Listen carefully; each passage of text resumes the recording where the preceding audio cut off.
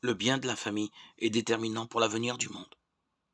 Les analyses qui ont été faites sur le mariage et la famille, sur leurs difficultés, sur leurs défis actuels sont innombrables. Il convient de prêter attention à la réalité concrète, parce que les exigences, les appels de l'esprit se font entendre aussi à travers les événements de l'histoire, à travers lesquels nous pouvons être amenés à une compréhension plus profonde de ni plus un mystère du mariage et de la famille.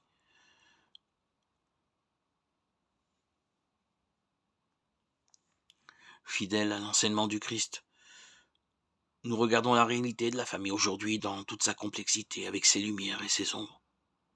Le changement anthropologique et culturel influence aujourd'hui tous les aspects de la vie et requiert une approche analytique et diversifiée. Il nous faut reconnaître déjà une réalité de la famille pourvue de plus de marge de liberté avec une répartition équitable de charges, de responsabilités et des tâches. En valorisant davantage la communication personnelle entre les époux, on contribue à humaniser toute la cohabitation familiale. Ni la société dans laquelle nous vivons, ni celle vers laquelle nous cheminons ne permettent la pérennisation sans discernement des formes et de modèles du passé.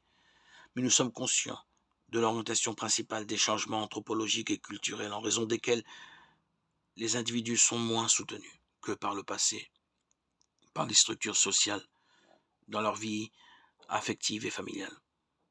Il faut également considérer le danger croissant que représente un individualisme exacerbé qui dénature les liens familiaux et qui finit par considérer chaque membre de la famille comme une île, en faisant prévaloir dans certains cas l'idée d'un sujet qui se construit selon ses propres désirs, élevé au rang d'absolu.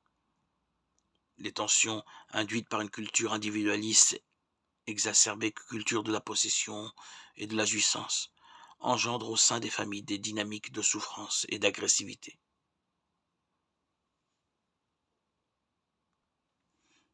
Et bien sûr, il faut y ajouter le rythme de vie actuel, le stress, l'organisation sociale, l'organisation du travail, parce qu'ils sont des facteurs culturels qui font peser des risques sur la possibilité de choix permanents.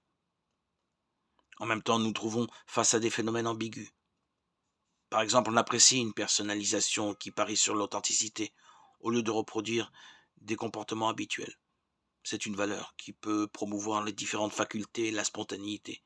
Mais mal orientée, elle peut créer des attitudes de suspicion permanente, de fuite, désengagement, d'enfermement dans le confort, d'arrogance.